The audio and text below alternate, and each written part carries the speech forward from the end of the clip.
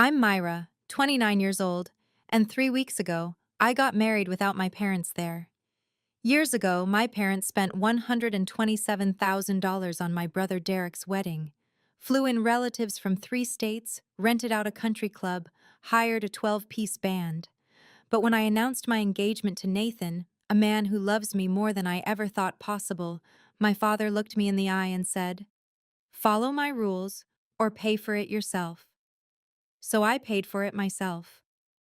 What my parents didn't expect was who would show up on my guest list: CEOs, partners at top law firms, a former senator, people they'd spent their whole lives trying to impress.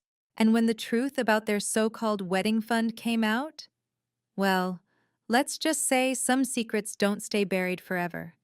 Before I continue, if you're enjoying this story, please take a moment to like and subscribe, but only if you genuinely want to hear more. Drop a comment telling me where you're watching from and what time it is there. I'd love to know who's listening. Now, let me take you back 6 months ago to the night Nathan got down on one knee. My name is Myra Wells. I'm a senior accountant at a financial consulting firm in Boston. I have a corner office with a view of the harbor, a 401k that would make my college self weep with joy, and exactly zero debt. I tell you this not to brag, but because it matters. Because for 29 years, my family treated me like I was one bad decision away from needing to be rescued. My parents, Richard and Linda Wells, live in a 3-bedroom colonial in Worcester. Dad retired from middle management at a manufacturing company 5 years ago. Mom worked part-time in administration until I was in high school, then stopped. They're not poor, they're not rich. They're the kind of comfortable that comes with a paid-off mortgage and a vacation to Florida every other year. My brother Derek is 4 years older than me. Golden child. Star quarterback in high school, business degree from UMass, sales manager at a tech company that sounds more impressive than his salary suggests. 3 years ago, Derek married his college girlfriend, Brittany. The wedding was at Hillcrest Country Club, 250 guests, prime rib and lobster, an ice sculpture shaped like their initials. My parents paid for everything, $127,000. I know the exact number because my mother mentioned it at least 15 times during the reception. We saved for this since Derek was born, she told anyone who would listen, champagne glass in hand. That's what parents do. I stood in the corner that night in a bridesmaid dress that wasn't my color, watching my father give a toast about investing in family. And I thought, okay. When it's my turn, things will be different. They'll see I'm worth investing in too. I was so naive. I met Nathan Whitmore at a financial compliance conference 2 years ago. He was there representing his law firm, Morrison and Whitmore LLP, and I was there trying not to fall asleep during a panel on tax code revisions. He caught me yawning. I caught him laughing at me for it. We ended up getting coffee, then dinner, then somehow talking until the hotel bar closed. Nathan is 32, partner at his family's firm. Sharp jaw, kind eyes, the sort of quiet confidence that comes from never having to prove himself to anyone. But here's what I love most about him. He listens. When I talk, he actually hears me. His family is different from mine. The first time I met his mother, Eleanor, was at their home in Beacon Hill. I wore my best blazer, rehearsed conversation topics in the car. I was terrified. The house was beautiful, old money beautiful, with oil paintings and a library that smelled like leather and history. But Eleanor answered the door herself, wearing a simple cashmere sweater and no makeup. She hugged me before I could even introduce myself. "Nathan talks about you constantly," she said. "I feel like I already know you." Dinner wasn't catered. Eleanor cooked, roast chicken with rosemary, vegetables from a farmer's market, a lemon tart she'd made that afternoon. We ate in the kitchen, not the formal dining room, and she asked me about my work, my hobbies, my dreams. No one in my family had ever asked me about my dreams. When Nathan drove me home that night, I cried in his passenger seat. "What's wrong?" he asked, alarmed. "Nothing," I said. "That's the problem. Nothing's wrong. Your family is just... they're so kind." He squeezed my hand. They already love you, Myra. You're family now. I didn't know how much that would mean until later. Nathan proposed on a Thursday evening in October. Nothing extravagant, just the two of us on the rooftop of our favorite restaurant, city lights glittering below, his grandmother's ring in a velvet box. I said yes before he finished the question. The next morning, I called my parents. My hands were shaking. Despite everything, despite all the years of being overlooked, I still wanted them to be happy for me. "Mom, Dad, I have news," I said. "Nathan proposed. We're engaged." There was a pause. Then my mother actually squealed, and I heard her calling for my father. "Richard, Myra's getting married!" For one beautiful moment, it felt like things might be different. My mother asked about the ring. My father asked about Nathan's job. They sounded proud. "We'll support you, sweetheart," my mother said, "just like we did for Derek. We'll help with the wedding." That night, she sent me an email. I still have it. I screenshotted it the moment it arrived because something in me, some instinct I didn't want to acknowledge, told me I might need proof someday. The email read, "Myra, your father and I discussed it. We want to contribute $100,000 toward your wedding, just like we promised when you were little. We're so happy for you. Love, Mom."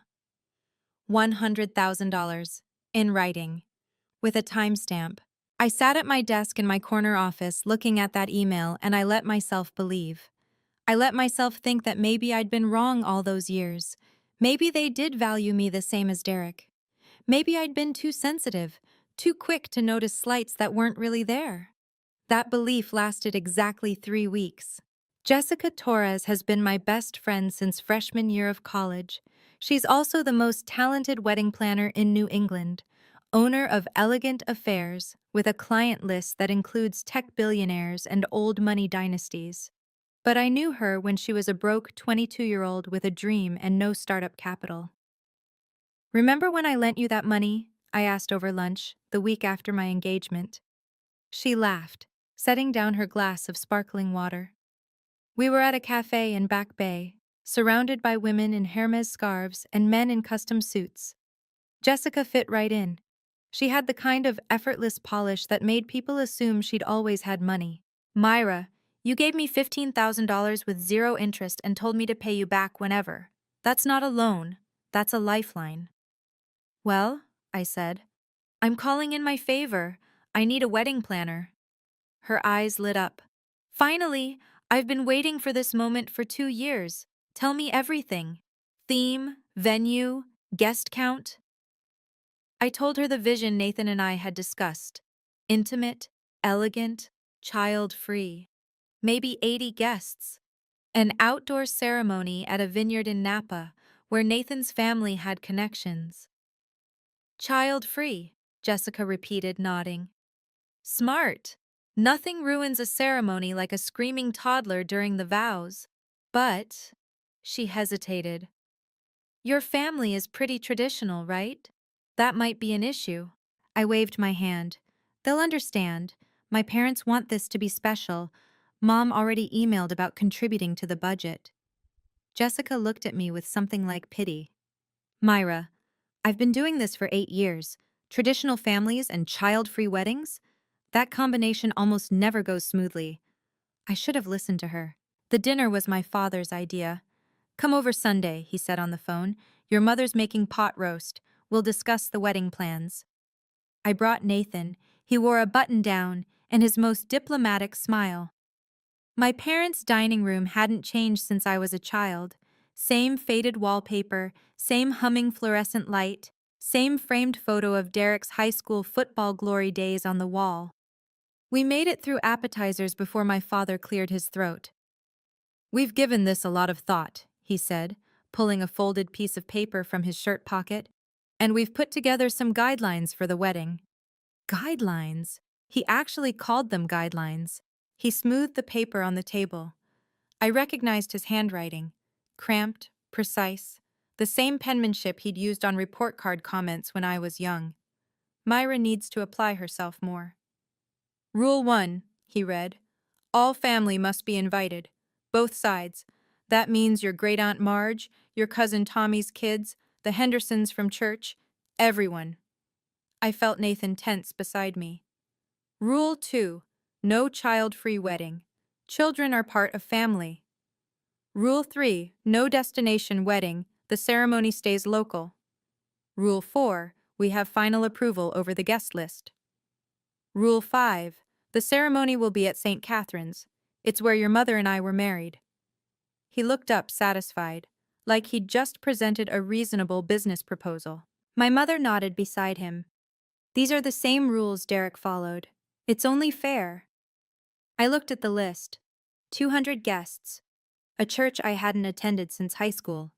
Every screaming child and judgmental relative I'd spent my adult life avoiding. And if I don't agree? I asked quietly. My father's expression didn't change. Then you pay for it yourself. I tried. God, I tried. Dad, the child-free policy isn't about excluding anyone, I explained, keeping my voice calm. Nathan's nephew ruined his best friend's ceremony last year, knocked over the unity candle, started crying during the vows. The couple was devastated. We just want to avoid that. My father didn't blink. Children are family. Okay, what about a compromise? I pressed on. Children can come to the reception, just not the ceremony. That way, no. Nathan squeezed my knee under the table. A warning. Don't push. The guest list, I tried again. 200 people is a lot. What if we invited immediate family and close friends? Maybe 100? My mother let out a sharp laugh. 100. Myra, I've already told Aunt Marge, Uncle Tom, the Hendersons, the Fitzgeralds. Wait. I stared at her. You already told them? She had the grace to look slightly uncomfortable. Well, yes. When you announced the engagement, people asked. I couldn't just say nothing. You invited people to my wedding without asking me? I didn't invite them. I just mentioned. Linda told them they'd be receiving invitations, my father cut in. Which they will. That's not negotiable. I sat back in my chair. The fluorescent light buzzed overhead. Nathan's hand was still on my knee, his grip tighter now. My mother was already planning a guest list she hadn't consulted me about. She'd made promises on my behalf to people I barely knew, and my father had written rules, actual written rules, for my own wedding. Derek didn't have to follow these rules, I said quietly. My father's face hardened. Derek didn't try to exclude family. But that wasn't true, and we both knew it. I called Derek that night from Nathan's car. Rain streaked the windshield, blurring the streetlights into smears of gold. Can you talk to them? I asked. Maybe if you explain that child-free weddings are normal now, they'd listen to you. Derek sighed. The sound of a basketball game played in the background. He always had sports on. Myra, come on. You know how they are. I know, but they respect you. If you told them… Look, his voice dropped. You know Mom and Dad had a separate fund for me, right? Since I was a kid. They didn't have to follow any rules because there was never any question about what kind of wedding I'd have. I gripped the phone tighter. What do you mean separate fund? A pause. Too long. Derek, what fund? I thought you knew. He sounded genuinely surprised. Mom told me years ago. Dad set money aside for me when I was born. Some kind of investment account. For my future. House down payment, wedding, whatever. And me? Did they set one aside for me? Silence. Derek. I don't know, Myra. His voice was uncomfortable now. I mean, Dad always said, you know how he is, old-fashioned. He figured you'd marry someone who'd take care of that stuff. That the husband's family would pay for the wedding. That's just what he believed. The rain pounded harder. Nathan watched me from the driver's seat, concern etched on his face. So there was never a fund for me, I said flatly. The 100,000 Mom promised. They don't actually intend to give it. I don't know, maybe? Myra, I'm not trying to… It's fine, I said. Thanks for being honest. I hung up and stared at the rain. 29 years. 29 years of thinking I was part of the same family. The same love, the same future. I understood now. I never was. My father called the next day. No greeting, no preamble. I need your decision, Myra. The rules stand. Take them or leave them. I was at my desk, reviewing quarterly reports. My corner office, my harbor view, the life I'd built entirely on my own. I have a question first, I said. Did you give Derek these same rules? Silence. Did you require him to invite 200 people? Did you demand final approval of his guest list? Did you threaten to withdraw funding if he didn't comply? Derek understood family values. That's not an answer. My father's voice went cold. Derek is my son. He's carrying on the family name. You're marrying into another family. The Whitmores will be your family now. That's how it works. There it was. Finally. The truth he'd never quite said out loud. So because I'm the daughter, I'm worth less. I didn't say that. You didn't have to. In the background, I heard my mother's voice. Richard, tell her she's being dramatic. Mom, I said, cutting in. I heard you. And I'm not being dramatic, I'm being clear. My father took a breath. This is our final offer. Accept the conditions or fund the wedding yourself. We won't be manipulated by guilt or modern nonsense. I thought about the email my mother had sent, the promise of $100,000, the timestamp I'd screenshotted. I thought about Derek's accidental confession, the fund that existed for him and never for me. I thought about Eleanor Whitmore, who'd hugged me the first time we met and asked about my dreams. I understand, Dad, I said. I'll fund it myself. And I hung up before he could respond. Nathan found me on the couch that evening, still in my work clothes, staring at nothing. He sat beside me, not speaking, just present, waiting until I was ready. They never planned to help me, I said finally. The whole thing, the promise, the email, it was conditional from the start. They wanted control, not to support me. Nathan pulled me close. Then we do this ourselves. We don't need their money, Myra. We have each other. It's not about the money, my voice cracked. It's that they think I'm worth less than Derek. They've always thought that. And I kept hoping I was wrong. The next morning, Eleanor called. Nathan told me what happened, she said. Her voice was warm, concerned, but not pitying. I want you to know something.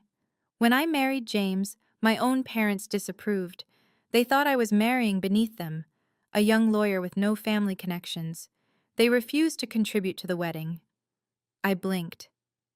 I didn't know that. James's mother gave us $10,000. It was everything she had. She said, "Love doesn't come with conditions." I've never forgotten that. I heard her take a breath. Myra, I'd like to contribute $50,000 to your wedding.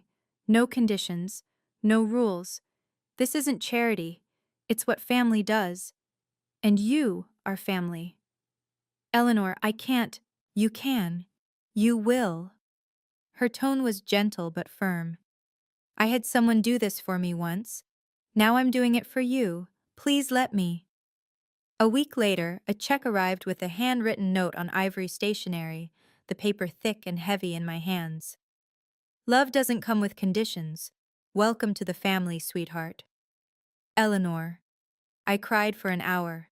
But for the first time in weeks, they were good tears. If you've made it this far, maybe you understand what I was feeling. That moment when you realize your family's love came with an asterisk you never knew about. Let me be clear about something. I don't need their money. Nathan and I could pay for this wedding twice over. But that's not the point. The point is that they gave Derek $127,000 with a smile and a toast. And they're offering me conditions and ultimatums.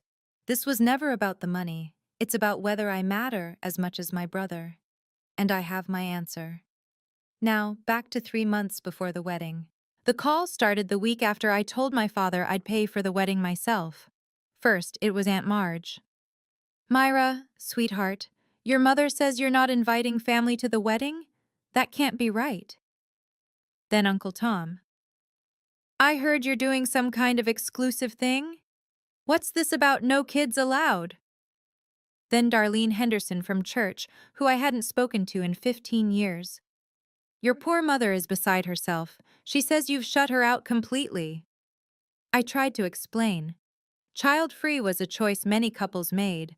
We wanted an intimate ceremony. This wasn't a rejection of anyone. No one listened. My phone buzzed constantly. Missed calls, voicemails, text messages from cousins I'd barely spoken to since childhood, all with the same theme. How could you do this to your parents? Then my mother posted on Facebook. She didn't name me directly, she didn't have to. It breaks my heart when children forget everything their parents sacrificed for them. We gave everything, and this is how we're repaid. Prayers appreciated. Within an hour, it had 47 comments. Relatives I hadn't seen in decades offering sympathy. Friends of my mother's from church expressing shock. A cousin commenting, "So sorry, Aunt Linda. Some kids just don't understand family values." I sat in my office, phone in hand, watching the notifications roll in. My mother had turned my wedding into a public referendum on my character.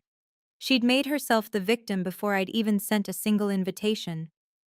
Nathan found me scrolling through the comments at midnight. "Turn it off," he said gently. "They're performing. This isn't about you. It's about them looking like martyrs." He was right. I knew he was right, but it still hurt. My mother showed up at my office on a Tuesday. I was in a meeting when my assistant knocked on the glass door, her face apologetic. "There's a woman at reception. She says she's your mother. She's making a scene." I excused myself and walked to the lobby. My mother stood at the reception desk, tissues clutched in her hand, mascara streaking her cheeks. 3 of my colleagues had stopped to watch from the hallway. "Mom, what are you doing here?" "Myra," she grabbed my arm. "We need to talk, please. I'm begging you." The receptionist, a 24-year-old named Chloe who'd only been with the company 3 months, stared at us with wide eyes. "Let's talk in the conference room," I said quietly. I led her down the hall, past the glass-walled offices, feeling every pair of eyes on my back. My mother's heels clicked against the marble floor. She was still crying, theatrical tears, the kind that came easily and dried quickly. I closed the conference room door. "You need to change your mind," she said immediately. The tears had stopped. "This has gone far enough. Your father can't sleep. I can't eat. You're tearing this family apart. Mom, you posted about me on Facebook. You called all of my relatives and told them, because you left me no choice." Her voice rose. "You're embarrassing us. Everyone knows about this ridiculous child-free rule. People are asking questions." "Then tell them the truth. Tell them you offered me conditional money with a list of demands and I declined." Her eyes narrowed. "That's a very selfish way to look at it." "Please leave," I said. "I won't discuss this at my workplace." I held the door open. She gathered her purse, her coat. At the threshold, she turned. "You'll regret this, Myra. Mark my words." The email from my father arrived that Friday. Subject: Final words. I opened it at my desk, coffee growing cold beside my keyboard. The message was long. 3 full paragraphs of grievances I'd heard variations of my entire life. He listed every sacrifice they'd made for me. The braces when I was 12. The car insurance they'd paid through college. The time they drove 4 hours to watch me graduate. As if attending their daughter's graduation was an extraordinary act of generosity rather than a basic parental expectation. Then came the final paragraph. "You have made your choice clear. You've chosen Nathan and his wealthy family over the people who raised you. If that's your decision, then we're done. Don't expect us to show up and pretend everything is fine. If you proceed with this wedding without following our conditions, we will not attend, and you can forget about being part of this family."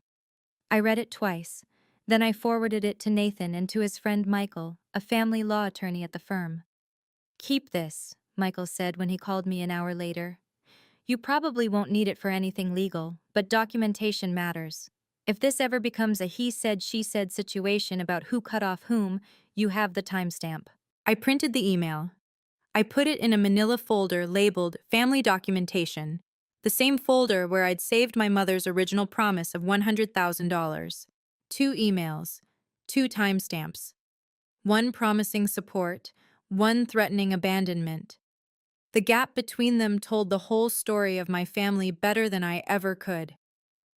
That night, Nathan held me while I stared at the ceiling. "What do you want to do?" he asked. "I want to have our wedding," I said, "our way, and I want to stop pretending they'll ever change." I wrote the response at 2 in the morning. Nathan was asleep beside me, one arm draped over my waist. The bedroom was dark except for the glow of my laptop screen. "Dad, I've read your email.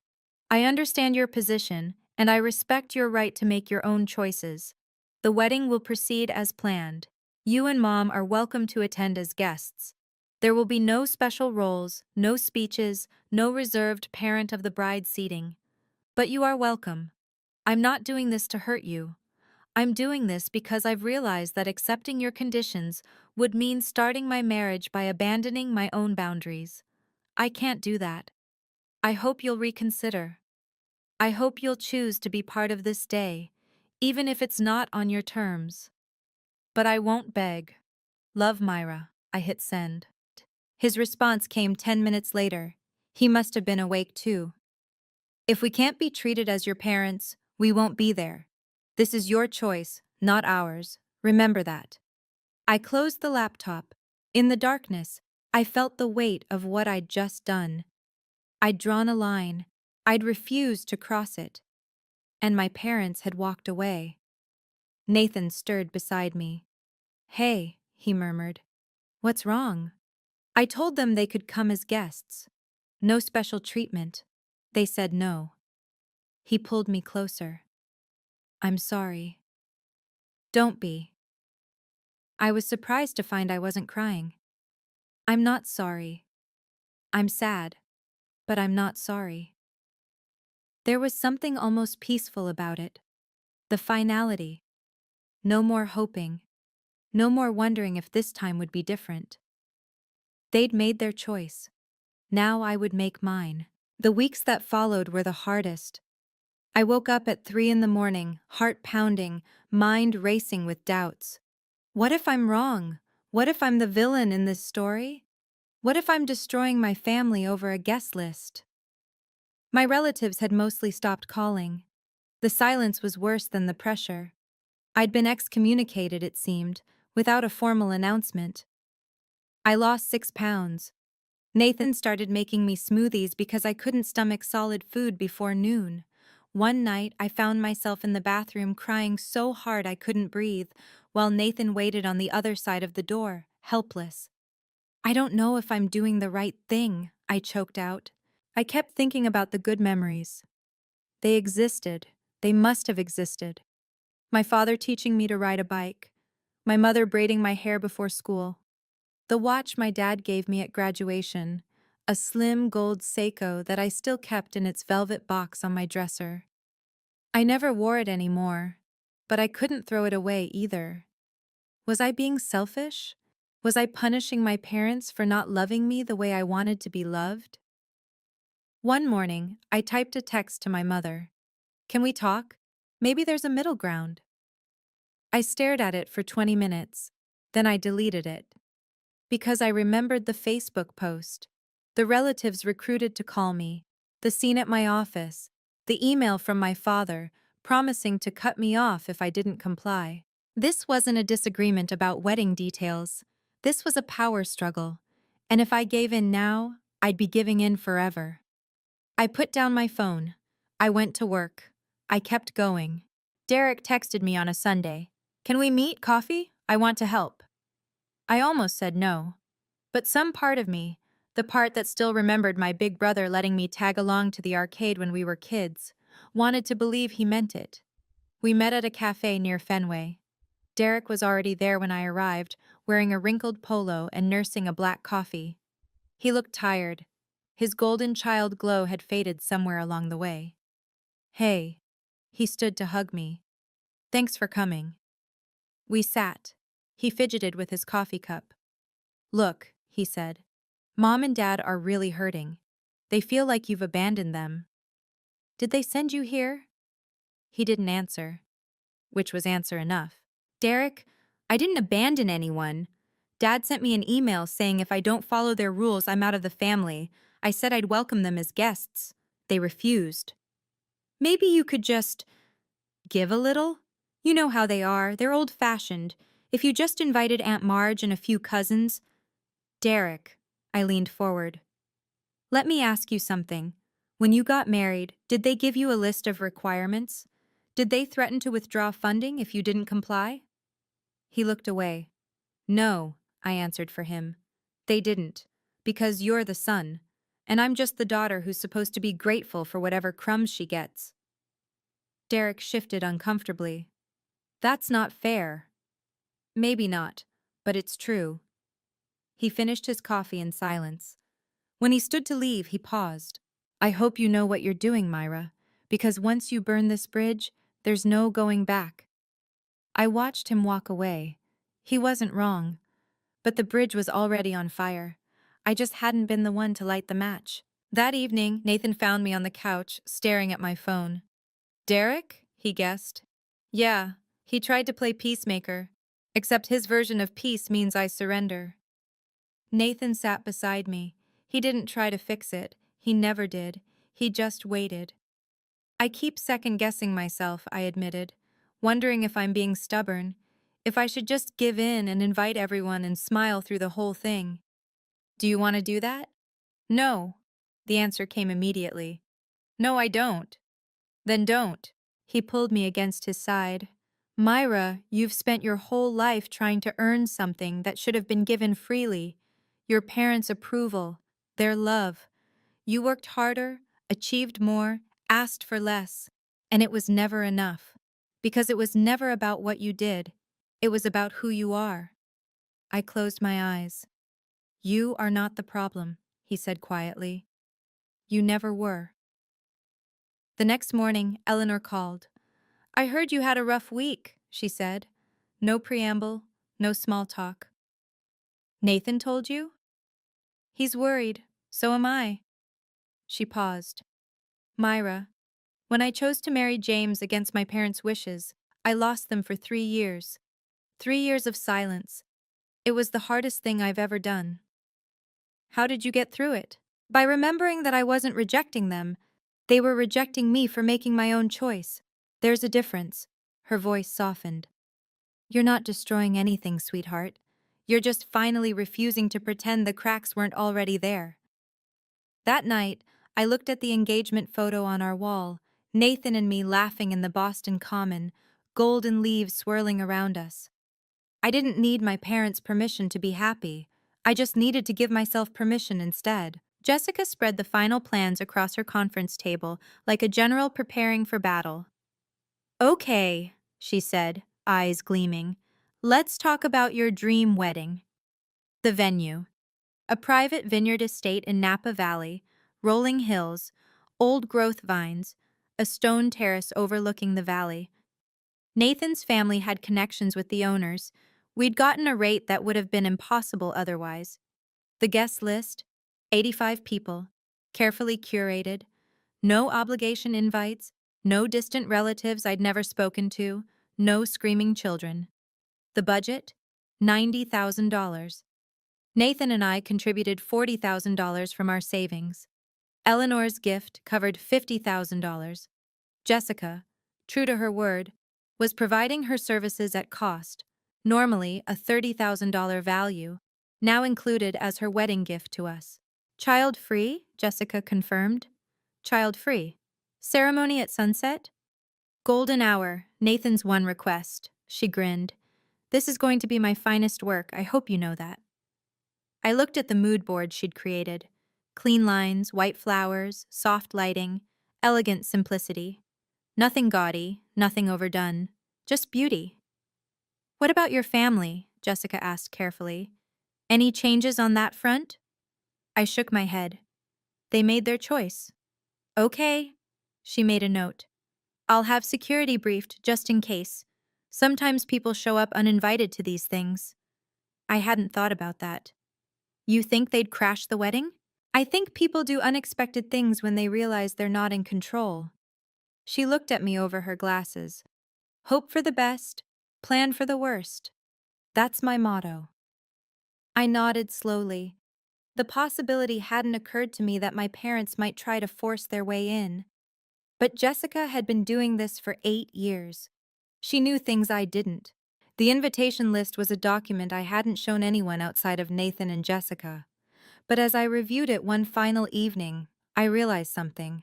This wasn't just a wedding guest list, it was a testament to the life I'd built. Nathan's side included the managing partner of Morrison and Whitmore, a federal judge who'd mentored him in law school, 3 partners from competing firms who'd become close friends, the CEO of a Fortune 500 company, a client Nathan had represented in a complex merger. My side included my mentor from business school, now a professor at Harvard Business School, 2 colleagues who'd become genuine friends, a former client who'd started a nonprofit with my financial advice. And then there was Eleanor's network, philanthropists, arts patrons, a former senator who served on the board of her charitable foundation. At the bottom of the list were 5 names from my family. Cousin Sarah, Derek's daughter, who'd always been kind to me. My mother's second cousin Paula, who'd sent me a supportive text after the Facebook incident. 3 other relatives who'd pointedly not joined the pile-on. I'd also invited Carol Bennett. Carol was 60, a retired accountant who'd worked with my mother at her old job decades ago. They'd stayed in touch, Christmas cards, occasional lunches.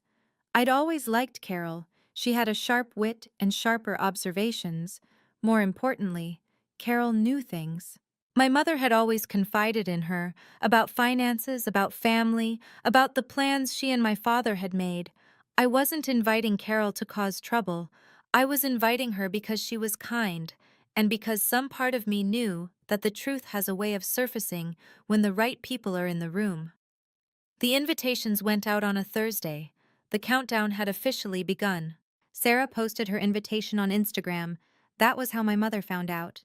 A simple photo, the envelope, the calligraphy, the location, Napa Valley, California. Sarah captioned it with a string of champagne emoji and the words, "Wedding season." My phone rang within the hour. You invited Sarah but not her mother? My mother's voice was ice. You invited your cousin's daughter, but not your own aunt? I invited people who've supported me, I said calmly. I was at home, sitting on the balcony, watching the sunset paint Boston's skyline orange. Aunt Susan spent the last 2 months calling me ungrateful. Sarah sent me a text saying she was sorry for the family drama. This is calculated. You're doing this to hurt us. I'm doing this to have the wedding I want. You made your choice, Mom. These are the consequences. A sharp intake of breath. Then, where is this vineyard anyway? How are you affording Napa Valley without our help? I didn't answer that. Who's paying for this? She pressed. Is it the Whitmores? Are they funding the whole thing? Are you letting your in-laws pay for a wedding your own parents should be paying for? Should be paying for. Not offered to pay for. Should be. As if it was still an obligation they were meeting rather than a gift they'd withdrawn. The Whitmores have been generous, I said. So have my friends. That's all I'll say about the budget. Silence. Then, in a different tone, Myra, we should talk about this in person. Maybe we can work something out. The invitation stands, Mom. You can come as a guest. The offer hasn't changed. That's not good enough. Then I'm sorry. I hung up, but the call had told me something important. They were paying attention, and they were starting to worry. I learned later what happened next from Cousin Sarah. My mother called everyone she knew. Not to apologize, not to reconcile, to investigate. She Googled the Whitmore family. She found Eleanor's foundation website, the board of directors studded with names that appeared in society pages and business journals. She found articles about James Whitmore, deceased now, but once a federal judge with a sterling reputation. She looked up Nathan on LinkedIn. Partner at 32, Harvard Law, pro bono work that had been featured in the Boston Globe. And then she looked up the vineyard. Linda called me in a panic. Sarah told me later. She was like, "Do you know what that venue costs? Do you know the kind of people who get married there?" I thought she was going to hyperventilate. My father called the following evening. His tone was different, softer, almost conciliatory. "Myra, perhaps we were too hasty. Your mother and I would like to discuss things further. Maybe we could meet for dinner this weekend." I recognized this voice. It was the voice he used when he wanted something, when he was recalibrating strategy. "What changed?" I asked. "Nothing changed. We've been reflecting. Family is family. We should be there for your wedding." Family is family. The phrase that had been used against me for months, now deployed as an olive branch. "You're welcome to attend," I said. "As guests. No speeches, no special seating, no parents of the bride roll, just guests." A long pause. "That's your final answer?" "That's always been my answer, Dad. It hasn't changed." He hung up without saying goodbye. The wedding was 3 weeks away, and my parents had finally realized they were about to be on the outside of something they couldn't control. At this point in my story, I knew something was coming. My parents didn't suddenly want to reconcile because they'd had a change of heart. They'd had a change of strategy. They'd seen the guest list, the venue, the kind of life I was building without them, and they wanted in. But would they accept my terms? Would they show up to the wedding? And what would happen when they discovered what Carol Bennett knew? Keep watching. The rehearsal dinner is next. If you're still here, drop a comment with your prediction. I'd love to hear what you think happened. The rehearsal dinner was supposed to be intimate. 30 people at a Michelin-starred restaurant overlooking the Napa vineyards. Close friends, immediate family, the people who mattered most. My parents were not on the list, which is why my heart stopped when I saw them walk through the door. My mother wore her best dress, the one she saved for funerals and fancy occasions. My father had put on a tie. They looked respectable, almost humble, standing in the foyer while the hostess consulted her seating chart with obvious confusion. "I'm the mother of the bride," I heard my mother say. "There must be some mistake." I felt Nathan's hand tighten on my arm. Around us, conversations faltered. Eleanor looked up from her champagne, her expression unreadable. "I'll handle this," I said. I walked over. My heels clicked against the hardwood. Every eye in the room followed. "Mom? Dad?" I kept my voice low, steady. "You weren't on the guest list for tonight." "We're your parents, Myra." My mother's voice trembled, performative distress. "We have every right to be here. We flew 3,000 miles. You weren't invited. We're here to support you. Isn't that what you wanted?" Jessica materialized beside me, tablet in hand. "Ma'am, sir, if I could speak with you privately for a moment." My father's face reddened. "We don't need to speak privately. We need to be let into our daughter's event." Eleanor rose from her seat and crossed the room. She moved like water, graceful, unhurried, impossible to ignore. "Richard." "Linda." Her voice was warm but firm. "Perhaps we could discuss this in the private dining room. I'd hate for this to become a scene." My father looked at Eleanor, at her pearls, her posture, her quiet authority, and some of the bluster drained from his face. "Fine," he said tightly. "Let's talk." The private dining room was small, a table for 6, wine bottles lining the walls, soft lighting that couldn't soften the tension. My parents sat on one side. Nathan, Eleanor, and I sat on the other. My father spoke first. "We came to support our daughter. That's all." "You came uninvited," I said, "after sending me an email saying you'd cut me off if I didn't obey your conditions." "That was a misunderstanding. I have the email, Dad." I pulled out my phone. "Would you like me to read it? If you proceed with this wedding without following our conditions, we will not attend, and you can forget about being part of this family." "That's what you wrote." His face went pale. My mother cut in. "We were hurt. We said things we didn't mean." "Then why didn't you apologize? Why did you show up at my office? Why did you post about me on Facebook? Why did you recruit relatives to pressure me?" Silence. Eleanor spoke, her voice gentle. Richard, Linda, I understand this is difficult. Letting go of control over our children is one of the hardest things a parent can do. But what you've described, conditions, ultimatums, public shaming, that's not support, that's coercion. My mother turned on her. With all due respect, Mrs. Whitmore, this is none of your business. Myra is my family now, Eleanor said simply. That makes it my business. She's our daughter. Then act like it. Eleanor's tone didn't sharpen, but something in it made my mother fall silent. Being a parent isn't about control. It's about showing up for your child, even when they make choices you don't understand. Myra invited you to this wedding as guests. She's still inviting you. The question is whether you can accept that. My father stared at the table. My mother's eyes were wet with tears. Real ones this time, I thought. Neither of them spoke. Finally, my father stood. We won't be humiliated like this, he said. If we can't be recognized as your parents, we won't play pretend. Nobody's asking you to pretend, Dad. I'm asking you to be present, on terms that respect both of us. He shook his head. You've made your choice. You chose the Whitmores. You chose a crowd of strangers over your own flesh and blood. I chose a wedding that reflects my values. If you can't accept that, we can't. My mother rose, gathering her purse. We won't be treated like ordinary guests when we're your parents. She looked at Eleanor with something like hatred. I hope you're happy. You've turned our daughter against us. No one turned me against you, I said quietly. I made my own decision. I wish you could see the difference. My mother's lip trembled. You'll regret this, Myra. On your wedding day, when you look for us and we're not there, you'll regret it. She turned and walked out. My father followed. I watched them go. The door swung shut. The click echoed in the silent room.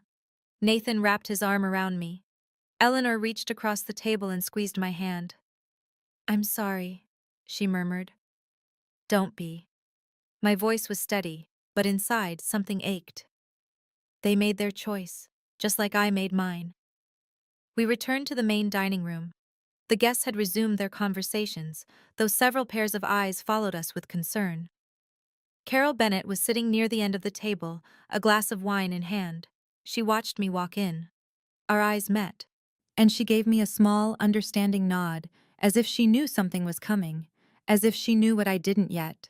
The rest of the rehearsal dinner passed in a blur of toasts and laughter, but my mind kept drifting to my parents' retreating backs. Nathan gave a speech. Eleanor gave a speech. Jessica corralled everyone for a group photo on the terrace, the vineyard stretching golden and infinite behind us. You okay? Nathan asked quietly as we posed. Yeah. I smiled for the camera. I think I am. Later that night, alone in our room at the resort, I stared at the ceiling while Nathan slept. I thought about what my mother had said. You'll regret this. But I already knew the truth. I would regret it if they stayed away. I would regret it if they came and made a scene. I would regret it no matter what, because there was no version of this story where everyone got what they wanted. The only thing I could control was whether I regretted my own choices. And I didn't. Not the boundaries I'd set, not the guest list I'd made, not the wedding I'd planned with Nathan and our real family, the one we'd chosen. My phone buzzed on the nightstand.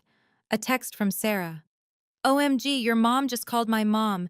She's furious. She keeps saying, wait until they find out. Find out what? I stared at the message.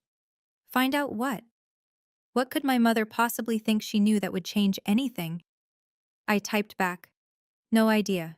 But thanks for the heads up. I put the phone down. Tomorrow was my wedding day. Whatever my mother thought she had left to play, I would deal with it tomorrow. Tonight, I just wanted to sleep. For the first time in months, I actually could. I woke on my wedding day to sunshine streaming through the curtains and the distant sound of someone uncorking champagne. Jessica appeared with her team at 8 a.m. sharp. Hairstylist, makeup artist, a woman whose sole job was apparently to steam my dress until it was literally perfect. Today is your day, Jessica said, handing me a mimosa. Whatever happened yesterday, forget it. Today is about you and Nathan. I let them fuss over me. The dress was Monique Lhuillier, a gift from Eleanor, deceptively simple in the way only truly expensive things can be.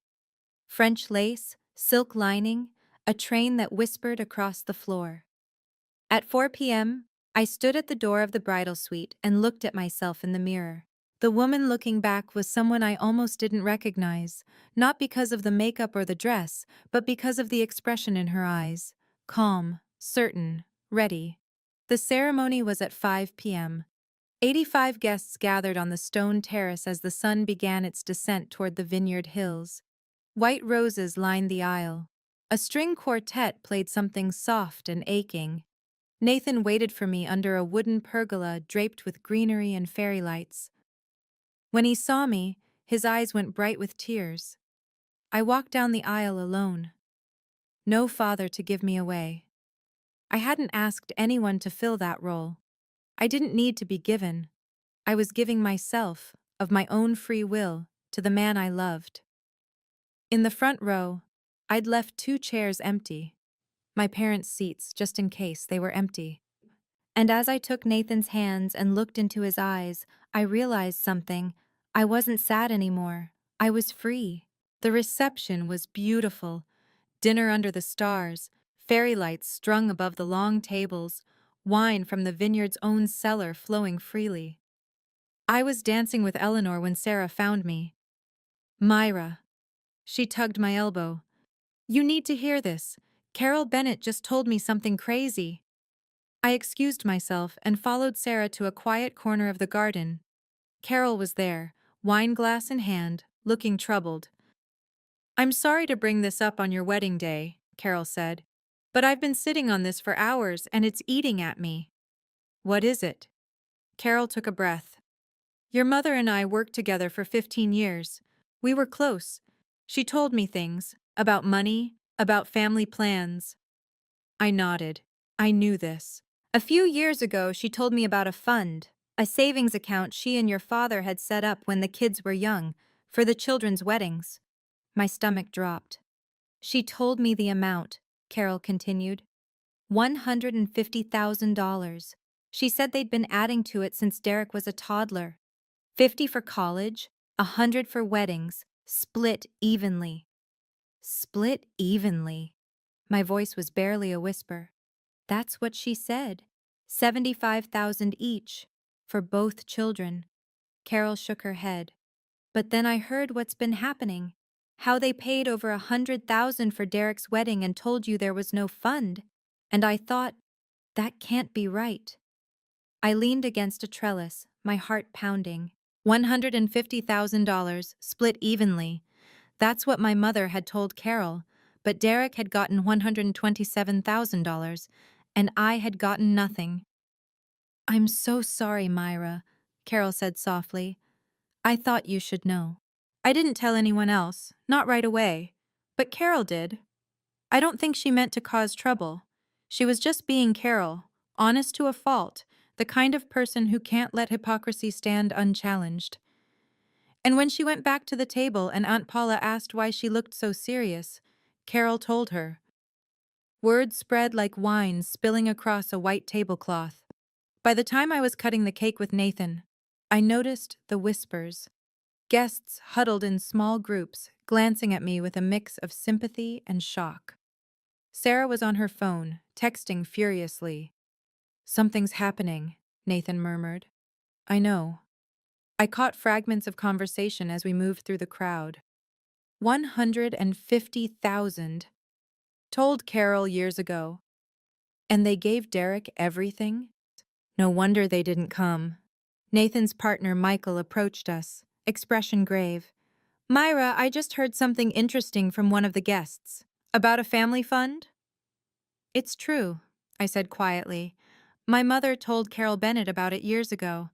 They had money for both of us. They just chose to spend it all on Derek. Michael's jaw tightened. And they had the nerve to put conditions on giving you anything. The truth I'd suspected, that Derek had accidentally confirmed, was now spreading through the wedding like wildfire. And I hadn't done anything to make it happen. I hadn't exposed them. I hadn't confronted them. I'd just invited Carol Bennett to my wedding. The same Carol my mother had trusted with family secrets. The same Carol who believed that truth should never be hidden. Sometimes justice doesn't require revenge.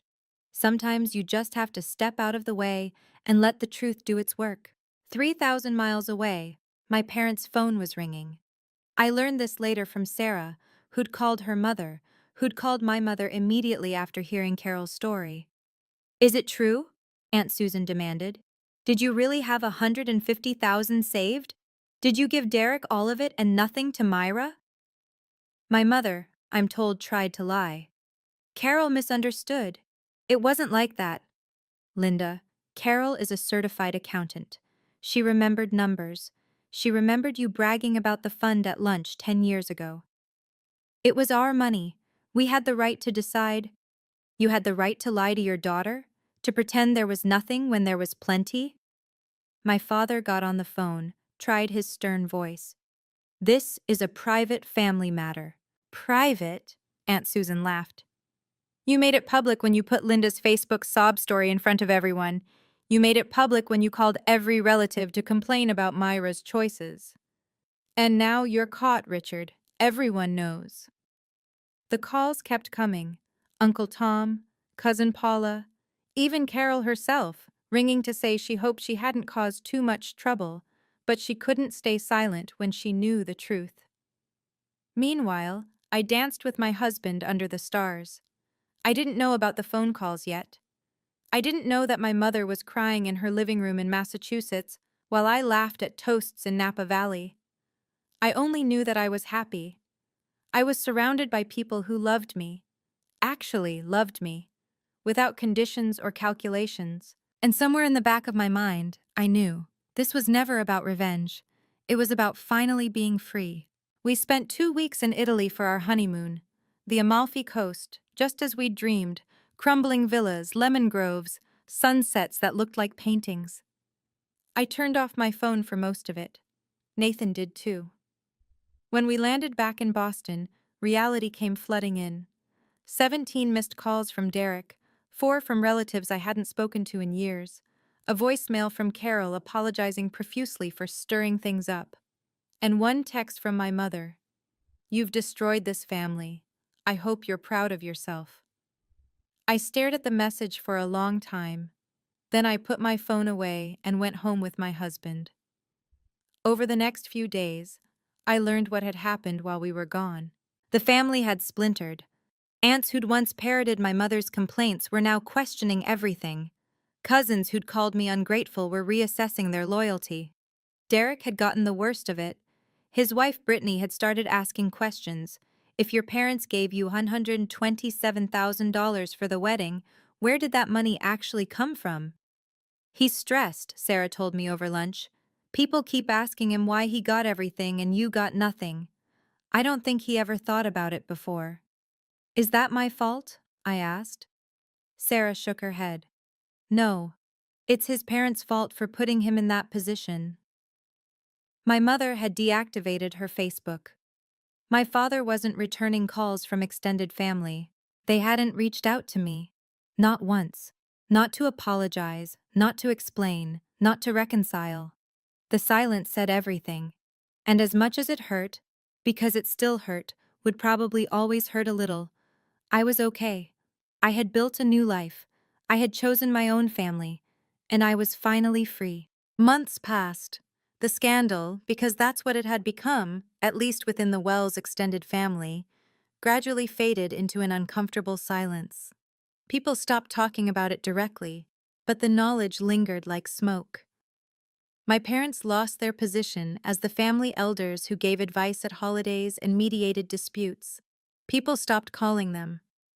Derek's marriage hit rough waters. I heard through Sarah that Brittany had started questioning a lot of things. Not just the wedding money, but the pattern of favoritism, the expectations, the family dynamics she'd never examined before. I wasn't happy about any of it. I know that might be hard to believe. People love a revenge story where the victim watches their tormentors suffer and feels satisfied. But I didn't feel satisfied. I felt tired. One afternoon, I found myself standing at my desk, holding the velvet box with the watch my father had given me at graduation. That gold Seiko that I'd kept but never worn. I opened it. The watch face caught the light. It was a nice watch. Not expensive, not like the things Eleanor wore. But it had meant something once. A moment when my father had looked at me with something like pride. I closed the box and put it back in the drawer. I didn't throw it away. Some wounds don't heal by destroying the things that caused them. They heal by acknowledging what was, mourning what could have been, and choosing to move forward anyway. Nathan found me staring out the window that evening, the city lights of Boston glittering below. "Thinking about them?" he asked. "Sometimes," I admitted. "Is that strange?" "No." He wrapped his arms around me from behind. "They're still your parents. That doesn't go away." "No," I agreed. "It doesn't. I don't know if my parents will ever change. Part of me still hopes they will. Part of me has accepted they won't. What I know for certain is this. I spent 29 years trying to earn something that should have been given freely. Love. Acceptance. The simple acknowledgement that I was worth as much as my brother. I bent myself into shapes trying to please them. I made myself small. I accepted conditions and ultimatums and casual cruelties because I thought that was just how families worked. It took losing them to realize I'd never really had them. Not the way I wanted, not the way I deserved. But here's the thing about building your own family. You get to choose. Nathan chose me. Eleanor chose me. Jessica chose me. Carol Bennett, in her own way, chose me by refusing to let lies stand. And I chose myself. That's the real ending of this story. Not revenge, not triumph, not even justice, really. Just freedom. The freedom to set boundaries and enforce them. The freedom to love people who love you back without asterisks. The freedom to walk down an aisle alone because you don't need to be given away. If you're watching this, and you're in a similar situation, if your family makes you feel like you're not enough, like their love comes with terms and conditions, like you're always one wrong step away from being cut off, I want you to know something. You are worthy of unconditional love. And if the people who were supposed to give it to you won't, you have the right to find it elsewhere. You have the right to build your own family. You have the right to choose yourself. I'm Myra Wells. I'm 29 years old, and I finally know what it means to be free. Thank you for staying with me until the end. If this story resonated with you, if you've ever had to set boundaries with people who were supposed to love you unconditionally, please consider liking and sharing this video. Your support means more than you know. Subscribe to the channel if you want more stories like this. I have plenty more to share. And leave me a comment below. Have you ever had to choose yourself over someone else's expectations? I want to hear your story. We're all in this together. Check the description for more videos. I'll see you in the next one. Take care of yourselves.